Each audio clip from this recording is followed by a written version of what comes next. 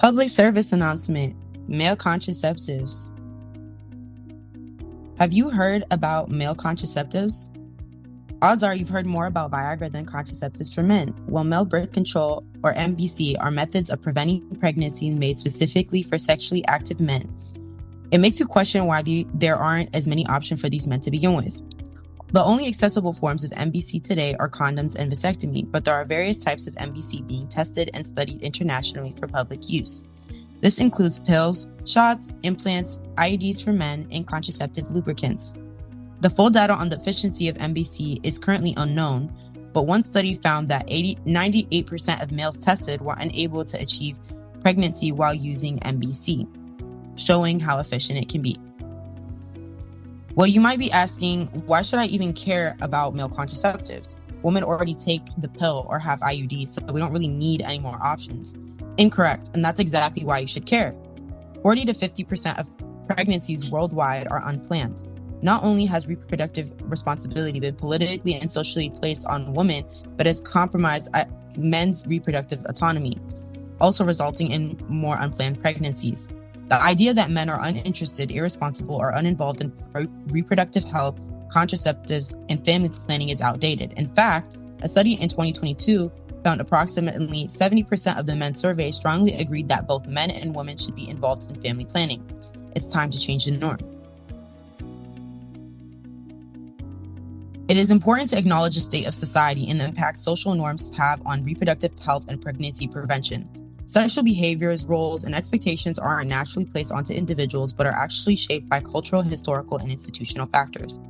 This also applies to contraceptives for men and women. We are societally shown that birth control is focused on women and women's bodies, while women should have autonomy over their bodies and reproductive health.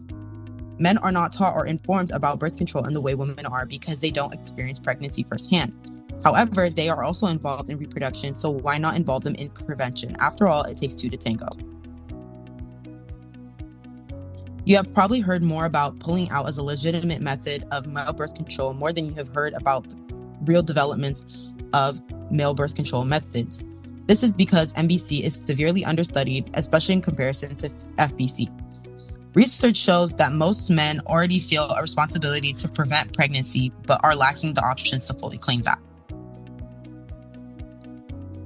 The survey we conducted shows that about 70% of participants felt comfortable expressing their gender, while a smaller few felt otherwise. Overall, the findings suggest that while many feel at ease with gender expression and non-binary interactions, a significant number still face discrimination, highlighting the need for continued education, awareness, and inclusion efforts, especially involving reproductive health.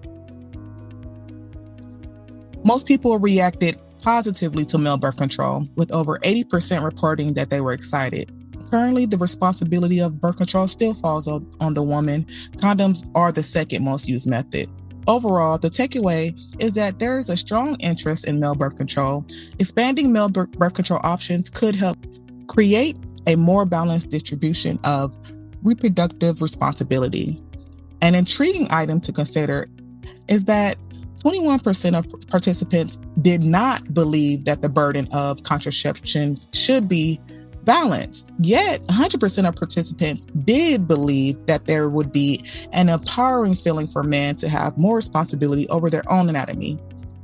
Is the value of empowering men's reproductive anatomy worth the equal distribution of reproductive responsibility? To move forward, we must challenge the gender norms that women are solely responsible for birth control and instead support research and advocacy that expands male birth control options. In personal relationships, it's important to hold men accountable for sharing responsibility while also fostering open dialogue that normalizes conversations around male birth control. Community organization and mobilization can also help build awareness and push for policy change, while promoting accurate information is essential. It's essential for debunking myths and misinformation. Most importantly, everyone should use their voice, whether through education, social media, or everyday conversations, while encouraging open discussion among men to shift their cultural expectations and create real change. The ball is in your court. The real change starts with, what do we do next?